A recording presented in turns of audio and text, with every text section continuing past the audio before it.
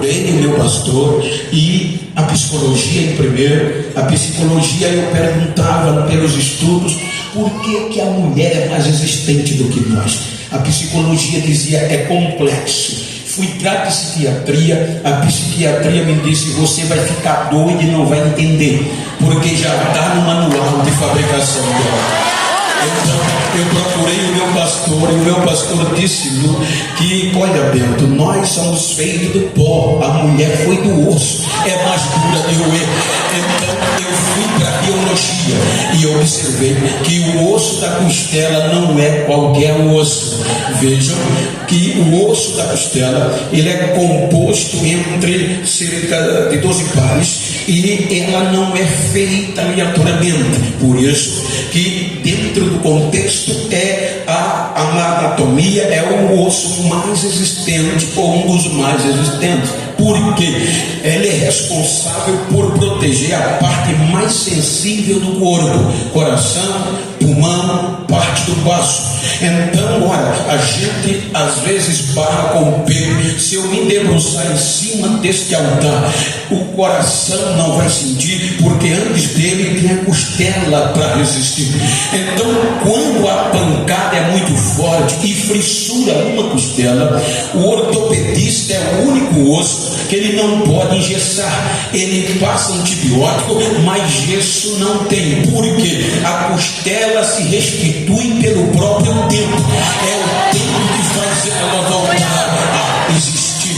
Então observe, não julgue a mensagem sem o final. Quando nós lemos agora tem um ser no universo qualificado, capaz e adequado, era o que Deus queria para o homem. Quando nós vamos para o capítulo 3, já há este casal feliz, porque quando Deus entrega ela a Adão, ele mesmo diz: esta é agora osso dos meus ossos, ou seja, carne da minha carne, porque do homem foi criada. Então olha que no capítulo 3 já há o 2.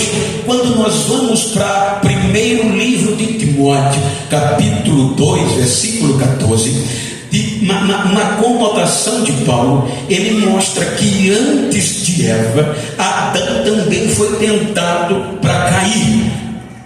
Se você puder, eu não vou esperar que você. É 1 Timóteo capítulo 2, versículo 14. Ele diz que Adão foi tentado. Olha lá, e Adão não foi enganado, mas a mulher, sendo enganada, caiu em transgressão. Então, se eu não fui enganado, eu fui tentado e resisti. Mas quando a gente chega no capítulo 3 do Gênesis, já está este ser adequado, qualificado e apto, capaz para desenvolver. Mas como a mulher resistente e sensível, então a serpente entra no capítulo 3 e lhe faz questionamentos. Foi assim que Deus disse que de nenhuma árvore do jardim vocês comerão. Então Eva abre o diálogo e continua o diálogo, e ela diz: não, Deus disse que no dia que de todas as árvores podemos comer menos a do meio, do conhecimento do bem e do mal, porque no dia que comermos, certamente morreremos. Então a serpente diz: não, vocês não morrerão. É porque Deus sabe que no dia que vocês comerem, serão iguais a Ele. Ou seja, vejam que a serpente sai da história, ela não vem mais na continuidade, ela lança a proposta e vaza do jardim. Porque ela agora propõe a Eva que comesse do fruto, porque ela e Adão seriam iguais a Deus, princípio de igualdade. Por quê? Porque este foi o crime que lançou o anjo de luz do paraíso, que separou de Deus os anjos que eram responsáveis para produzir adoração a Deus.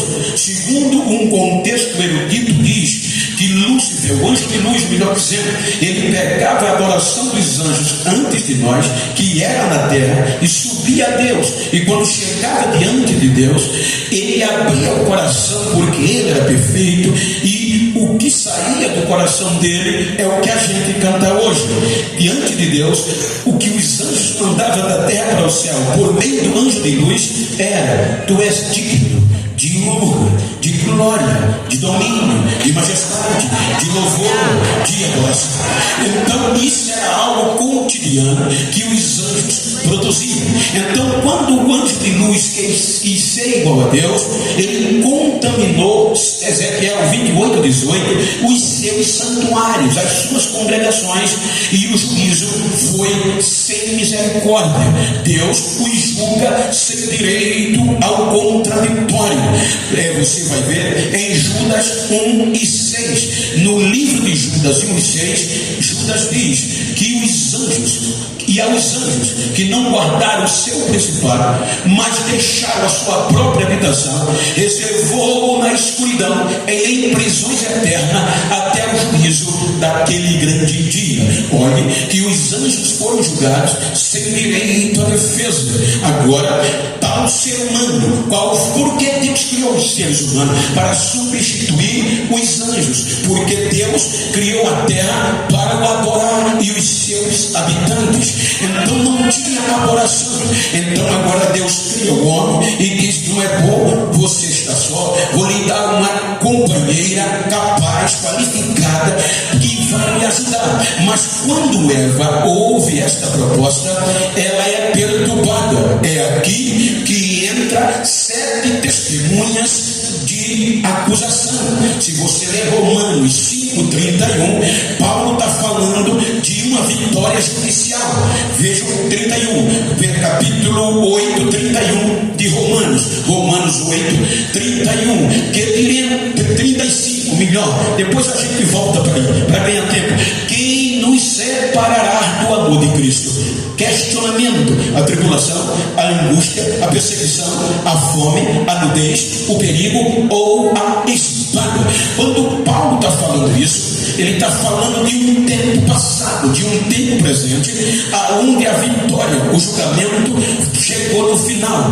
Neste capítulo, o julgamento já está transitado e julgado. Então observe que aqui no capítulo 3, quando Eva ouve a proposta da serpente, ela é perturbada, e aqui ela está sensível. Então essas testemunhas entram no Éden como observadora do que vai acontecer, porque as testemunhas aqui não pertencem nem a Eva, nem a Adão, nem a serpente, mas no processo é ao juiz, elas pertencem a Deus. Então veja que a ela ouvir vai ser perseguida. A perseguição é cotidiana, ela não derruba Eva. Aí vem o que? Vem a tribulação, ela é atribulada, não cede. Vem a angústia mexe de dentro para fora, e quando a angústia mexe, resistindo Eva, aí vem a perturbação da fome. Quando a fome vem, então ela vai a Adão e diz: a serpente disse que nós comermos não morreremos. Vejam que até aqui Adão não foi tentado, mas se vocês observarem no bom sentido construtivo, vocês não sabem o que vocês têm na maior parte. Deus criou vocês com um poder de persuasão tão grande que a Bíblia mostra isso. O próprio Salomão disse: resistir o diabo e ele fugirá de vós. Mas se uma mulher vir, foge. Ou seja, ela tem mais poder de persuadir do que outro ser. Ela é a única que tem isso. Foi Deus que deu. Então ela chega para Adão, que resistiu até aqui, e diz a Adão, veja que ela consegue convencer Adão a ir na árvore. Quando chega na árvore, a fome leva, e a fome faz o quê? Ela toca, tira a árvore, o fruto, e come. Quando ela come, não morre, nada acontece. Está vendo que a serpente tem razão? Então Adão vai, ela dá, e ele come. Quando ele come, aí vem a nudez. A nudez traz a vergonha, e eles se escondem. Quando eles se escondem, é hora de Deus entrar no jardim para ser adorado. Então quando Deus entra no jardim não tem adorador. Então ele pergunta: aonde você está? Estou escondido. Ora, por que você está escondido? Porventura comesse da árvore que eu disse para não comer? Olha o que é que ele diz: estou nu. Por que estás nu? Então agora Deus tinha o direito de, assim como condenou os anjos sem direito à defesa, jogar o ser humano pelo erro da mulher na condenação eterna, desistir de nós. Mas ele vai dar o livre direito de um processo legal, ou seja, o devido processo legal começa aqui juridicamente falando. Por quê? Porque o homem é o único ser humano que Deus vai dar esse direito. Os anjos não tiveram, erraram, fogo eterno reservados na escuridão, mas a umidão. Porque Deus poderia, como ele é onisciente, já vir detonando tudo, acabando com tudo. Mas não, ele vai questionar: Adão, onde você está? Estou escondido. Por quê? Estou nu. Ora, por que estás nu? Olha o que diz o capítulo 13, versículo 12 do Gênesis. Gênesis 13 e 12. Do 3 e 12. Diz isso. 3 e 12. Veja que ele vai transmitir. Então disse Adão: a mulher que me deste por companheira, ela me deu a árvore e eu comi. Em outras versões, ela me enganou. Então Deus vira para a mulher e diz: o que tu fizeste? Ela diz: a serpente me enganou. Vira para a serpente e já está condenada. Então a partir daqui, Paulo diz que pelo homem, porque era o cabeça, mas o erro foi da mulher, veio o pecado. E o pecado traz a morte. Está vendo a gravidade do vosso erro? Vocês não foram criadas por Deus para errar. Foi capacitada, qualificada, adequada. Mas a fragilidade veio e a mulher perdeu o direito de protagonismo e vai se tornar figurina. A partir daqui, Deus expulsa os do paraíso, e a partir daqui, a história e a cultura oriental não acredita que a mulher servia mais para alguma coisa a não ser produzir filhos. Se você analisar a história da cultura, a mulher na cultura, na história, nos anais, raramente no Velho Testamento ela protagoniza, porque ela agora se tornou, na ótica humana, incapaz, desqualificada para alguma coisa, expulsos do paraíso, com uma sentença de produzir filhos em dois. Capítulo 6 de Gênesis. O erro da mulher atinge toda a raça humana. Capítulo 6 de Gênesis, degradação geral do gênero humano. O pecado veio por um homem, e o pecado trouxe a morte, e a morte passou a todos, porque todos pecaram. A Bíblia diz em Romanos 5, 19 e 20 que o pecado abundou, cresceu, aumentou. Agora a morte, o pecado e o inferno vem a Deus com todo o apogeu de segurança jurídica, com propostas e provas contundentes contra o ser humano, baseado no erro da mulher, e pede a condenação de novo do ser humano. Aí Deus aceita a denúncia, desce para observar e ver que as nossas obras eram más. O erro da mulher mudou a história do universo, mudou a história do ser humano. Aí Deus disse: vou acabar com tudo que eu criei, porque eles são maus, eu não criei eles assim. Aí Deus traz a sentença e assina destruição total. Quando Deus vai destruir, aí a graça vem. E quando a graça vem, diz Deus: vou preservar 8 seres humanos, mas de toda geração vai morrer, mas 8 seres humanos vão perseverar na sobrevivência, porque era Deus já de olho de recuperar a mulher lá na frente.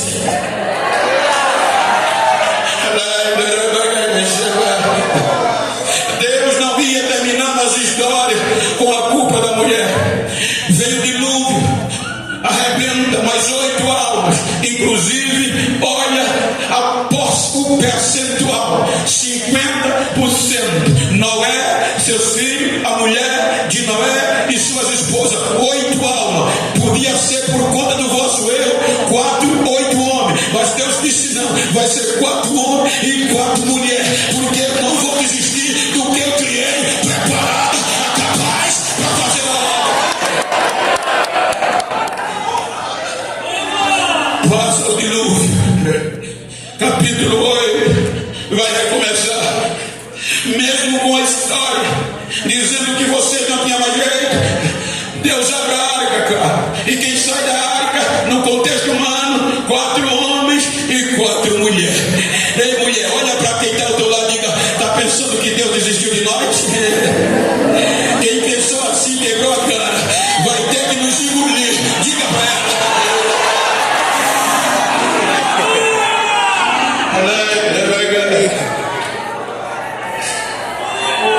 Aí Deus pede para recomeçar. Capítulo 11 do Gênesis, eles decepcionam de novo. Aí no capítulo 2, Deus vai criar um projeto espiritual chamado Israel. E Deus vai começar por onde? Capítulo 12, chegou Deus a Abraão e disse: sai da tua terra, do meio da tua parentela, para uma terra que eu te mostrarei. Qual era o propósito de Deus? Um projeto arrebentador, um projeto que vencesse o pecado e que fosse escolhido por Deus para aquele tempo resgatar as vidas.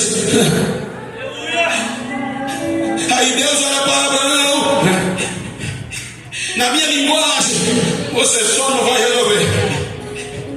Aí Deus olha para a capacidade feminina, um útero fechado, um útero estéril, falido. Aí Deus pega a Sarai e bota no projeto.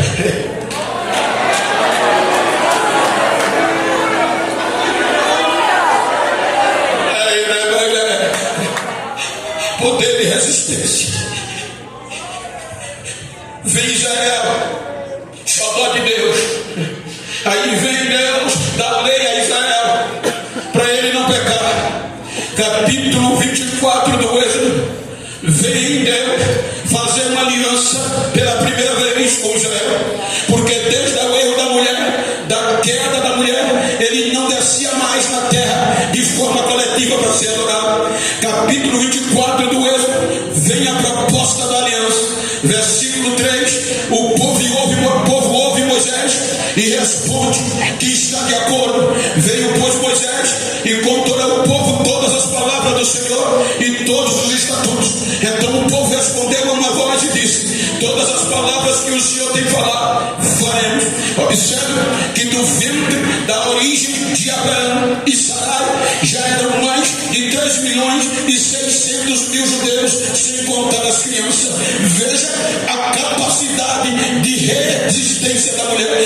Então aqui está o projeto. Capítulo 25 do Êxodo. Vem Deus dizendo: já que tem uma aliança entre mim e Israel, vou descer na terra. Moisés, prepara um lugar especial para eu descer. Então começa no capítulo 25 o tabernáculo. Veja que no tabernáculo é Deus que diz, medida por medida, lona por lona, tudo certinho. Então capítulo 40 do Êxodo, 15 versículos depois, capítulos depois, vem 33, Êxodo 40, 33, diz que Moisés acabou a obra do tabernáculo, levantou também um pátio ao redor, e do altar do tabernáculo e pendurou a cortina na porta do pátio.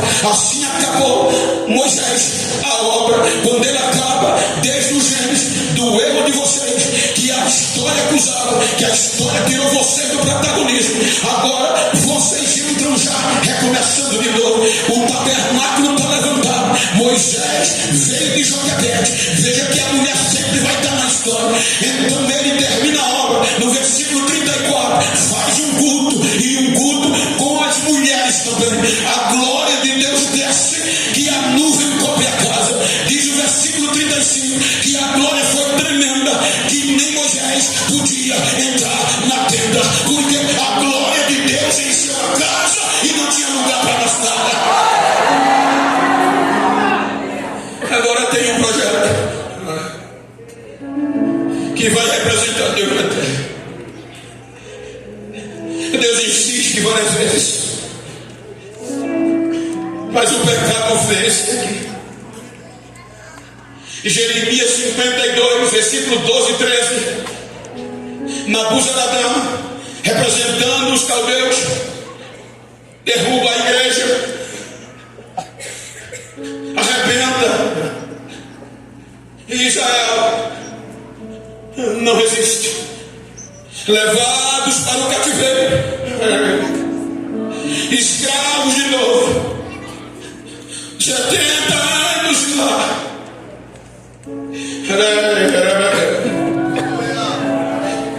Sem louvor, um projeto de adoração levantado por Deus, que nos degraus, quando a igreja estava de pé, cantava os salmos que ele era digno de honra, de glória. Agora a igreja destruída, levados de novo como escravos, sem louvor e sem culto. A história diz que a esperança foi embora, porque quando eles morriam no cativeiro, jogavam os seus cadáveres numa esperança de ressurreição, de recomeço. A história, eu fiz a história dos hebreus, e o meu professor dizia mesmo, a coisa estava tão feia, que os judeus acreditavam que ainda havia esperança de recomeçar. Por isso que quando morriam os filhos, eles não sepultavam, eles pagavam alguém para pegar o cadáver, porque eles não podiam jogar no vale, no cativeiro, porque eles acreditavam que até 3 dias aquela vida podia recomeçar e que Deus não desistia deles. Então quando morria um, eles pegavam, jogavam no vale, a família ia junto, esperar o reavivamento, o recomeço. Primeiro dia, o cadáver era jogado a 50 metros da família. Se eles se aproximassem, eram imundos.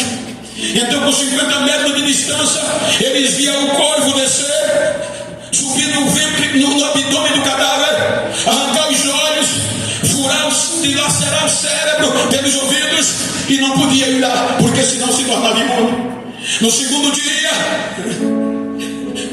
eles tinham que voltar, porque no primeiro, quando terminava, o pai dizia: faltam 2 dias.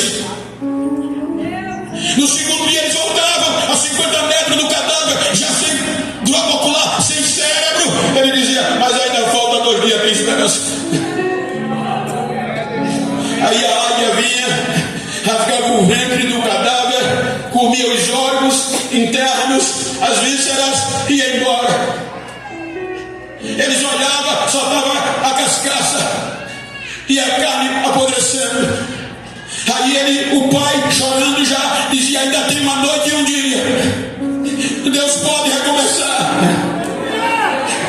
Iam para casa. Quando eles iam de noite, chegavam as hienas, e as hienas comiam tudo que restava de carne podre e putrefação. Quando eles chegavam no terceiro e último dia, acompanhei, só estava o esqueleto, mas era o último dia, e a esperança deles estava na medula óssea do tutano. Aí o pai dizia: hoje ainda tem jeito. Aí o quebrantoso que está em Levítico vinha, comia, quebrava todos os ossos e comia o tutano. 6 horas terminava o terceiro e último dia, e só carros espalhados. Eles diziam: acabou, e voltavam tristes e chorando. Como era no vale, o vento soprava forte, e o vento trazia areia, e a areia ia cobrindo, sepultando os cacos de aço. Aí diz Ezequiel que eles olhavam para o outro e diziam: o Senhor nos sepultou, o Senhor esqueceu de nós, não há mais esperança. Mas diz o Salmo 137 que no meio da desolação eles acordaram um dia com saudade dos cultos, com saudade daquele tempo que eles cantavam e a glória descia. Começaram a chorar, e o choro deles comoveu a Deus. E quando eles choravam, os inimigos vinham e diziam: cantem agora um daqueles hinos que vocês cantavam lá em Sião. Eles não podiam cantar, ideia estranha.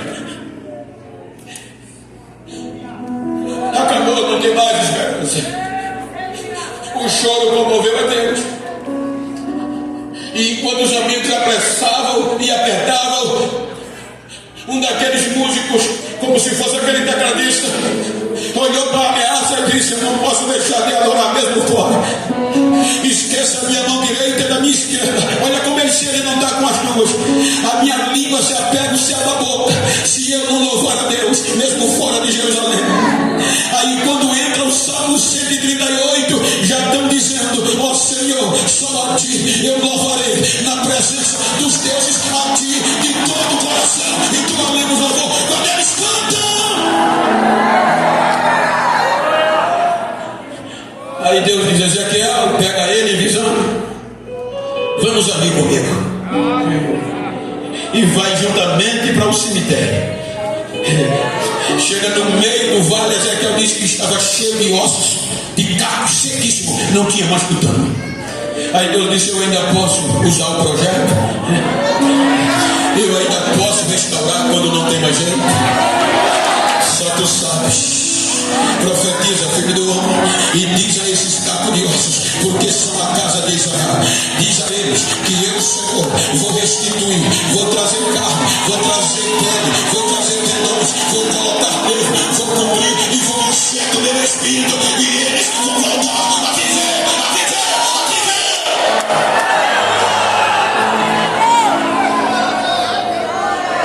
viver. Traz eles de volta. E recomeça. Mas eles não resistem ao pecado. Termina o Velho Testamento, Deus irado, falando de um juízo abrasador. 400 anos de silêncio. É aqui que aproveita, na minha visão, porque se você analisar pelo erro da mulher, ela e Adão, as testemunhas separaram elas de Deus. A geração deles separadas de Deus pelos testemunhos, porque essas 7 testemunhas vêm acompanhando o erro de vocês. E em todas as audiências elas diziam: culpados. A geração de Noé, essas testemunhas separaram elas de Deus. Agora vem os judeus, projeto espiritual. E Paulo diz, Romanos 5,14, que a morte reina desde Adão até Moisés. Ou seja, nem Israel escapou do erro de vocês, mulheres. No entanto, a morte reina desde Adão até Moisés, até além. Aí vem o pecado, o inferno, cheio de provas comprobatórias, contundentes, e diz: Senhor, ninguém conseguiu, então queremos um julgamento final. O erro de vocês era para terminar com tudo de novo. Aí quando nós vamos para Apocalipse capítulo 5, João diz que quando Jesus mostrou a ele o que aconteceu, ele disse que viu um trono, fala de juízo. E naquele trono, ele disse que já estava preparado. O juiz supremo estava sentado sobre ele. Então João vai abrir o leque do julgamento do fórum. E João diz que vem a acusação e nos acusa. Separamos todos, as testemunhas chegaram para dizer do erro dos judeus. E nós, como réus, estávamos no julgamento, tanto a geração de Adão até aqui, como nós que viríamos, era para terminar ali. Aí Deus vai ouvir, Deus diz João que Deus vai ouvir as testemunhas, as 7 testemunhas, os testemunhos de todas culpados. Elas vão dizendo, e João diz que um escrivão, um anjo vai escrevendo a nossa culpa e a sentença respectiva. E enquanto eles vão escrevendo, um lado do livro não foi capaz de virar o rolo pelo avesso, pela nossa culpabilidade. Então João diz que quando terminou, julgou o testemunho, pegaram o livro, enrolaram, selaram com 7 selos e entregaram na mão do Supremo Juiz. Era o nosso fim.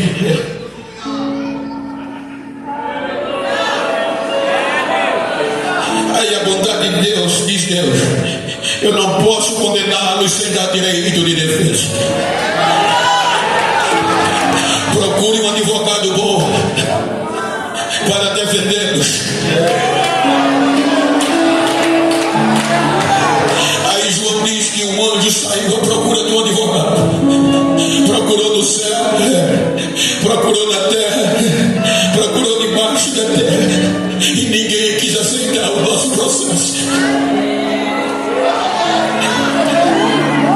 Quando eles analisavam o erro de vocês e via o erro que foi tão grave, aí não tinha nem como atenuar ou diminuir a pena, muito menos defender e absolver. Aí ele dizia, não aceito. Aí o anjo volta dizendo, Senhor, ninguém, nem no céu, nem na terra, nem debaixo da terra, foi achado digno, Senhor, de pegar o livro, desatar o livro, nem de olhar para ele. Senhor, nenhum advogado quis.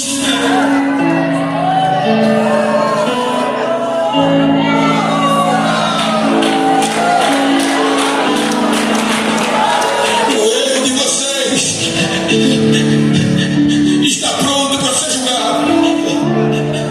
Agora só cabe o juiz supremo decretar juízo final e nos jogar no meio da jurisprudência dos anjos, lá no capítulo 20, preparado o fogo para a morte, o diabo e os anjos. Era para nós sermos jogados lá, aqui. Aí quando o juiz vai baixar a sentença e assinar, Paulo escreve aos Filipenses capítulo 2, que no fórum entra um ser pedindo direito de palavra antes do julgamento da sentença. Aí aquele ser diz, meritíssimo, eu aceito o processo, eu vou advogá-los. O juiz por amor aceita, mas aí a acusação alega impedimento jurídico. A acusação diz, meritíssimo, ele não pode, ele é suspeito. Por que ele não pode? As prerrogativas dele. Ele não pode defender o ser humano por conta das prerrogativas que ele tem. O meritíssimo diz isso, e quais são as prerrogativas que o impedem? Ele é o alfa, ele é o ômega, é pai da eternidade, é conselheiro maravilhoso, é príncipe da paz. Todas as coisas foi ele que fez, e sem ele nada do que foi feito se fez. Ele não pode. Ele é Deus. O meritíssimo analisa e diz, pedido negado. Você não pode. O erro é muito grave. Quem faria isso, mulheres? Ele diz, meritíssimo, disse Paulo, eu vou me aniquilar, meritíssimo. Eu vou abrir mão da minha glória de ser Deus. Eu vou abrir mão de todas as prerrogativas que eu tenho, meritíssimo. Eu vou me tornar um deles. Não vou usurpar o direito de ser Deus, mas eu vou descer e vou aceitar o processo para defender o meu. Eu vou aceitar o processo.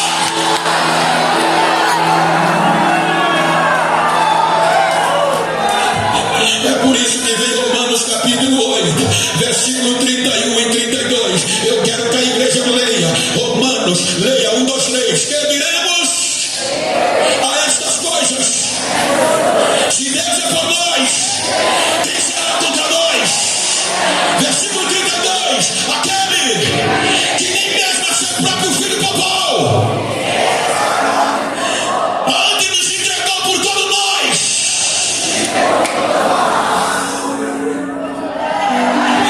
Olha que coisa linda. Permita-me, João chorava muito, porque ninguém aceitou o nosso processo. Até aqui, se você analisar a história, até aqui é frustrante.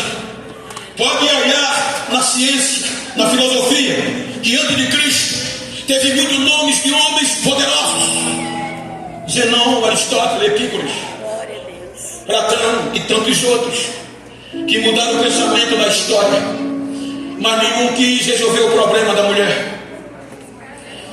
Se você olhar na monarquia, Nabucodonosor, Ciro, Belsazar, Alexandre o Grande.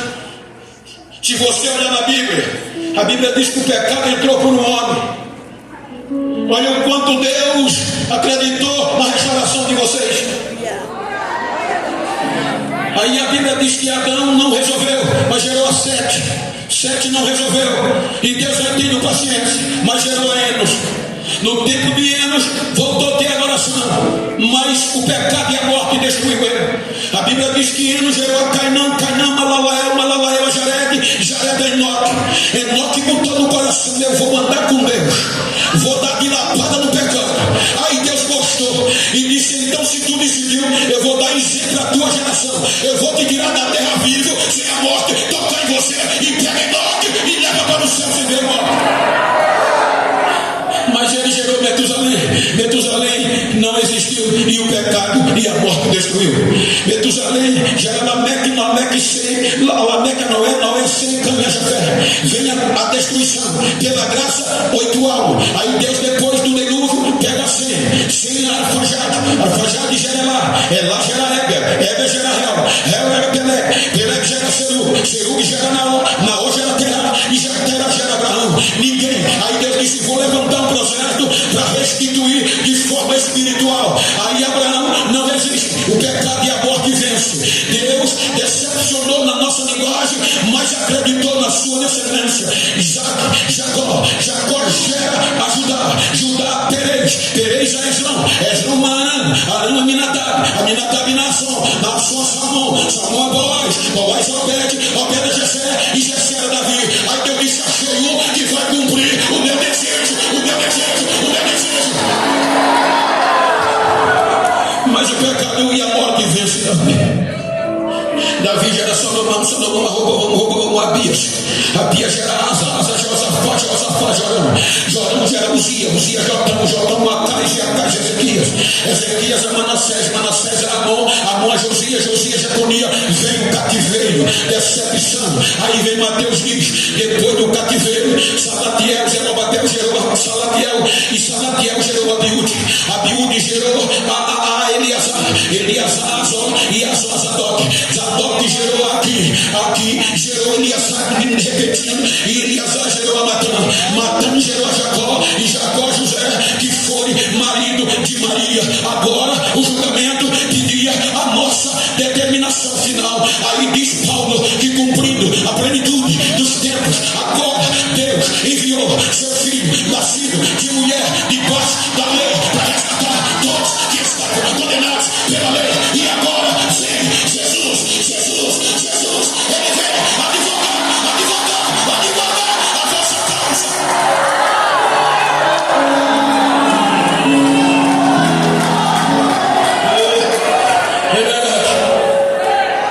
Ei, mulher, olha para essa mulher que está ao teu lado, diga: quem não acreditava em nós, pensava que o nosso erro era o fim, vai ter que nos engolir daqui para frente.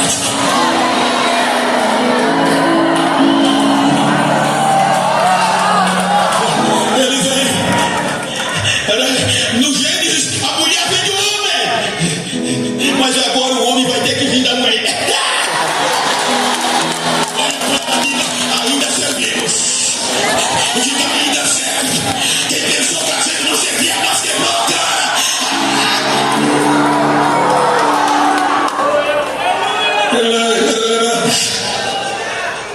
Deus resolve colocar de novo em prática a capacidade de você.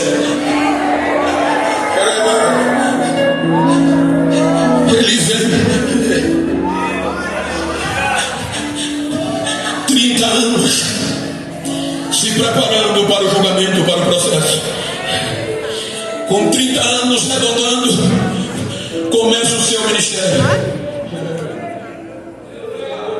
Chama 12 homens, mas se fosse depender deles, ia morrer de fome. Aí aparecem as mulheres. Quando a história dizia que vocês só serviam por ter filhos, quando a história apontava os ossos erros, aí a mulher entra sustentando o ministério.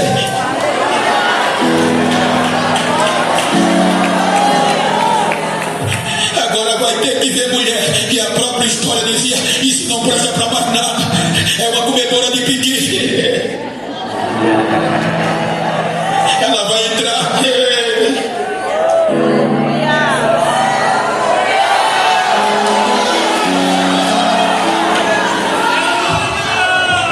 Quando o tema diz escolhida por esse tempo começa aqui, que é o tempo da graça.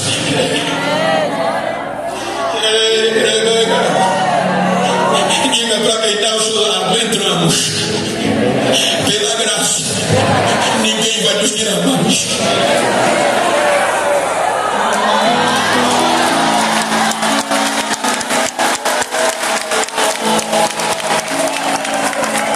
Quando ele começa, o erro de vocês era tão agravante.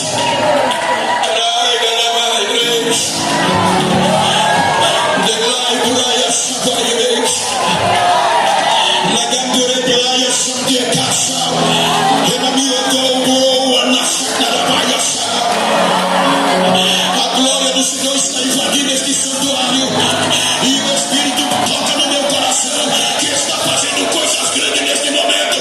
Recebe a apoteose que está descendo agora. Quem não é batizado,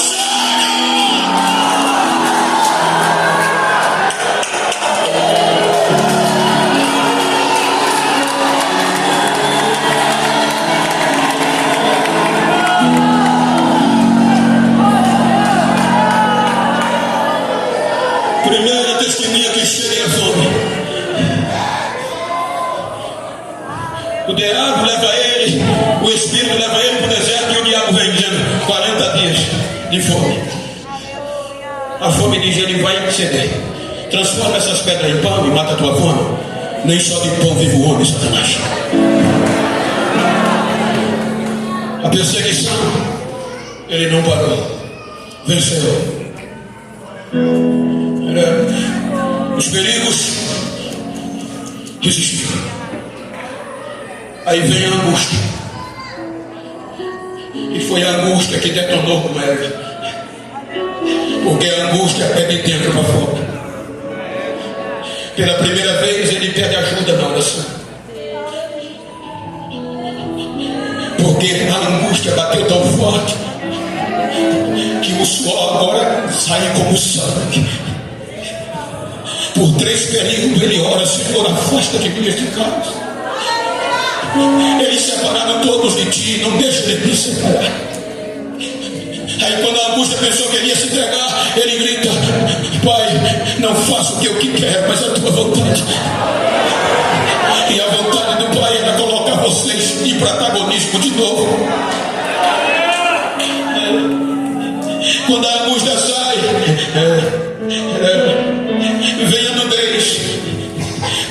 Eu fiz um discurso lá em Jerusalém, e os teólogos, os mestres rabinos dizem que ele foi tirado toda a roupa, ficou nu.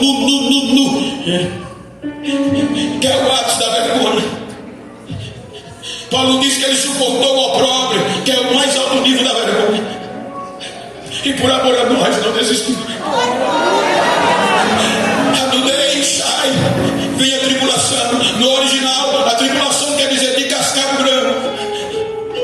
Os chicotes romanos vêm e lacera o seu corpo.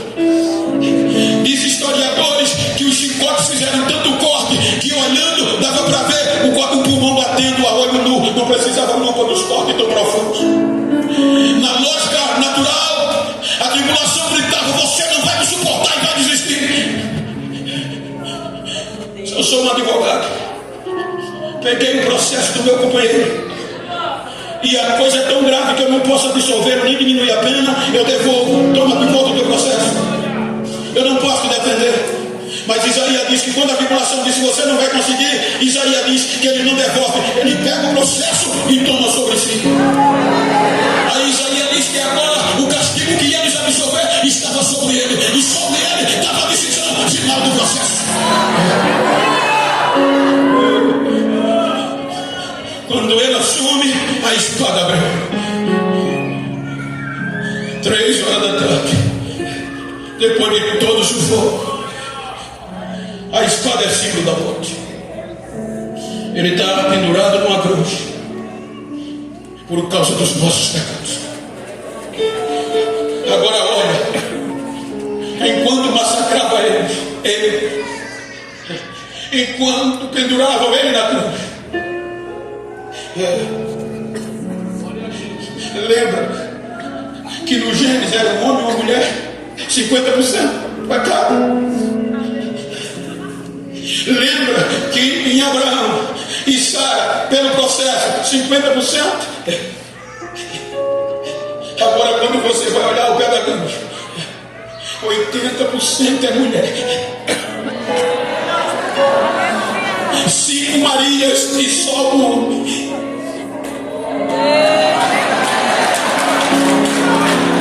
E digam, ainda servimos. Era ele na cruz e as mulheres no pé da cruz.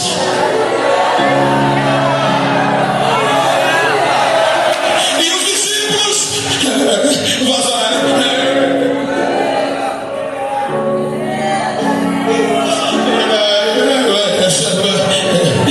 Escolhidas para este tempo.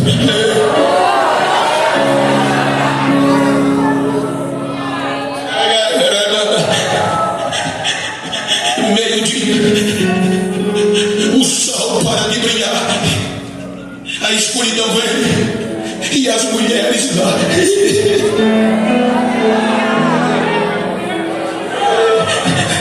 A chuva fina caía, diz a história, e a escuridão vem, os homens fugiram e as mulheres lá.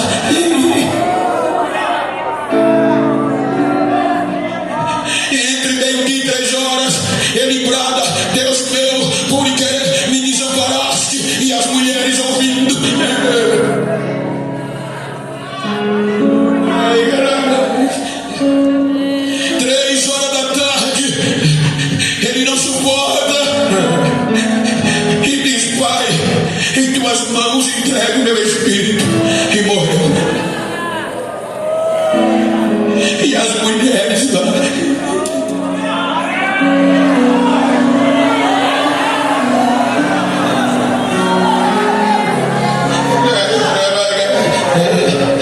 Enquanto 3 horas foi o período que seria necessário para ele ser sepultado em vala comum, se ninguém pedisse socorro. Enquanto José de Arimateia e Nicodemo não pegou a orientação, a permissão de Pilatos, a mulher está lá no pé da cruz, 5 Marias. Talvez dizendo, se não tiver homem a gente tira.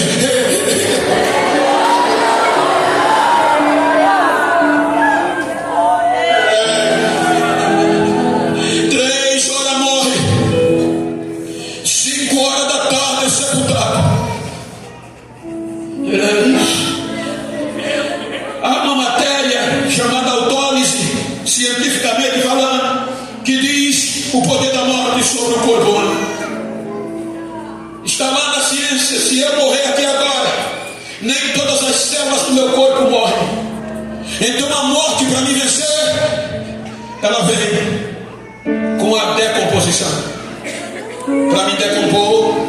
E a função da decomposição é esfriar o sangue para matar as últimas células. Só para ela me matar, para me decompor, ela rastreia. Ela olha, vê mentira, vê engano, vê pecado, entra. Aí ela vai esfriar o sangue. Com 12 horas, o meu sangue está frio, eu estou pálido.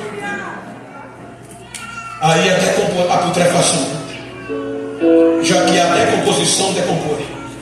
A putrefação entra e tem até 24 horas para apodrecer o meu organismo, consequentemente todo eu por dentro. Aí vai sair líquido pelo nariz, vai sair pelo ouvido, porque eu já estou podre. 24 horas. Ela sai, aí vem a colonização, que é o período dos insetos, dos germes que vão se apoderar do meu corpo e vão me destruir, e a morte vem. Agora Jesus está com 3 horas sepultado. Aí a morte diz, vou olhar como ele está, se já está esperando. Quando ela entra, Jesus está aquecido. O sangue está quente. Ela diz: mas tem 12 horas, vou esperar. Que é sinônimo do primeiro dia no calendário. No final do primeiro dia, 12 horas, o período da decomposição, ela vem. E o sangue está aquecido. Ele não está parando. Ela grita: decomposição, ninguém nunca resistiu a mim. O que é que está acontecendo? 1 Pedro, capítulo 2, versículo 22. Aí a decomposição grita. Põe aí para a igreja ler. Veja que a composição, acho que eu lembro. Primeira carta de Pedro, capítulo 2, salvo engano, versículo 22. O que é que está escrito? A decomposição vem, rastreia ele e diz a morte: ele não cometeu pecado e eu não encontrei mentira nem engano na boca dele. Ele é santo, ele é santo, ele é santo. A Bíblia diz que o nosso processo terminou na cruz. Quando ele é sepultado, os nossos pecados ficaram na cruz. Quando ele desce para a sepultura, já é o advogado vencedor, já é o guerreiro vencedor, já é o filho de Deus. Diga, mulher, o meu erro. Olha para quem está, a mulher que está do lado, diga: o nosso erro ficou na cruz.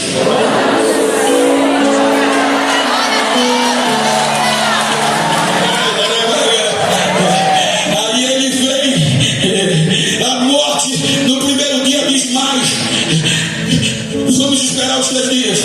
Segundo dia, ela vem. A putrefação só entra, que a decomposição entrar. Jesus está lá. Eu já entrei algumas vezes no túmulo, limpinho. Manhã do 3º dia, ela entra. Ele está aquecido, não está pálido. Aí ela grita pelo pecado. Pecado, a gente venceu, todo mundo pega. Esse é diferente. O que é que houve? E onde você falhou? Hebreus 4,15. O pecado diz: eu fiz como fiz com tudo. De tudo que eu tentei, os outros eu tentei a ele, mas ele não cometeu. Porque nós não temos sumo sacerdote que não se compadeça da nossa fraqueza. Porém, um como nós, em tudo foi tentado, mas em nada ele pecou. O pecado levanta a bandeira branca e diz: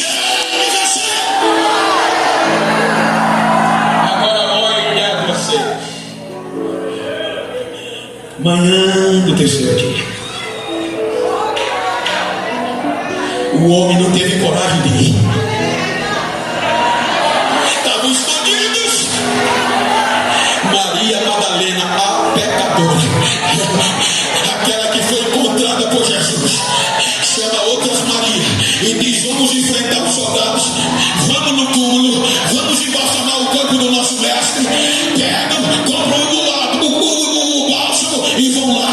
Mulher, quando chegam lá, tem coragem de botar a cara dentro do túmulo. Quando elas olham, só dá os lençóis. Aí o desespero bate. O anjo vem e diz: mulheres, por que vocês estão desesperadas? Porque roubaram o corpo do nosso mestre. Roubaram não, é porque vocês estão procurando entre os mortos aquele que já está vivo. Ele não está mais aqui, ele já ressuscitou, ele já ressuscitou, ele já ressuscitou.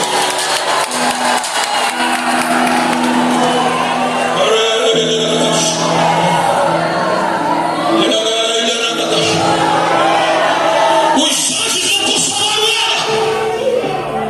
João capítulo 20 diz que ela saiu para fora do túmulo, chorando, desesperada. Aí veio o vulto e dizia: jardineiro, jardineiro, menino, se foi tu que levaste o corpo dele, olha a coragem, me diz onde puser que eu vou buscar. Aí aquele jardineiro diz: Maria. Ele não diz João, ele não diz Pedro, na hora mais crucial, Maria. Diga, mulheres, ai de vocês, homens, se não fosse nós na história. Maria, Rabonia, mestre, estava aguçado o ouvido. Primeira coisa que ela faz, lembra que Eva correu e tocou na árvore? Primeira coisa que ela faz, Toque em mim, Maria. Eu ainda não subi para o meu pai. A primeira mensagem do Evangelho não foi Pedro, não foi João, nem foi Tiago. Aí ele diz: vai, Maria, tu é qualificada, tu é apropriada, tu é capaz. Vai e diz aos meus irmãos que eu estou subindo para o meu pai, pai de vocês.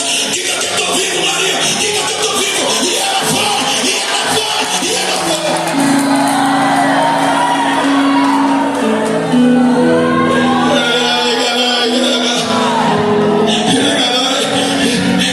Ela foi. Outro dia, pregando no mesmo congresso feminino, e eu dizia: Senhor, essas mulheres são terríveis. Volto a dizer, foram feitas do osso. De novo. Tempo de festa que é mais difícil. Eu pastoreei 14 anos voluntariamente, e no dia de festa o diabo tentava não a mim, mas a minha mulher. Quer ver uma coisa terrível? É a gente estar pronto para a hora do culto e a mulher não está. Eu vou embora, você é querido. O diabo disse: vou acabar a festa. Aí eu comecei, aí minha mulher atrasava. O diabo dizia: hoje ela desiste. Se ela desistir, a mulher é tão terrível. Se o homem sair da igreja, ele vai só. Mas se ela sair, ela leva o homem e leva o filho. Na maioria das vezes. Aí o diabo dizia: vou acabar. E eu buzinando. Aí no dia da inauguração, no dia do primeiro dia do congresso, quem chegava primeiro? Ela. Chegava primeiro do que eu. Eu dizia: mas o diabo pensou que ia me atrapalhar. Estou aqui, meu filho, estou aqui para adorar. Cadê as mulheres resistentes? Diga para quem está estudando: eu fui escolhido para este tempo.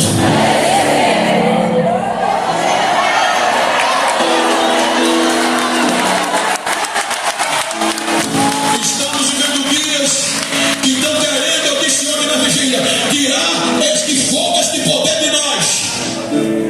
Eu prego metade do mundo, eu já andei pregando o Evangelho. Prego para congresso de 60 mil pessoas. Também prego para 10, 2 do mesmo jeito. O poder é o mesmo. Quando eu estou no congresso, que o culto está pesado, está frio, eu fico orando: Deus, levanta uma mulher cheia do poder. Se uma mulher falar línguas estranhas, ela muda a história do congresso. Aqui ainda tem mulher que fala línguas estranhas. Então muda este congresso, vai. Deixa eu ouvir o barulho no meio desta desolação. Que ainda tem mulher cheia, escolhida para um tempo difícil.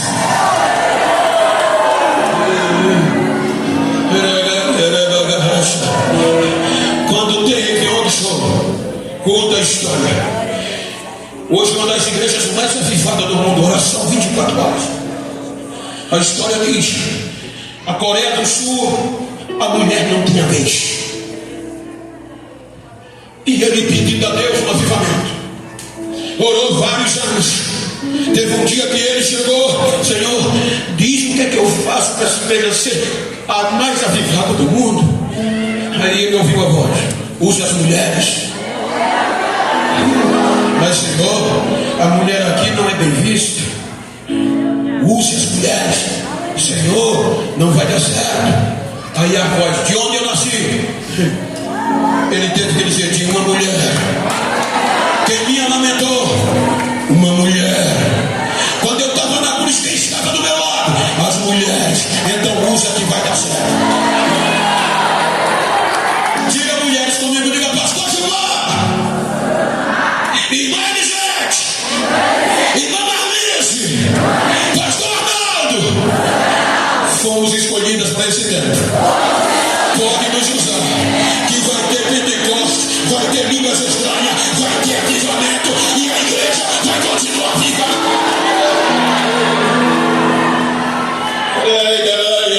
Fique de pé, por favor.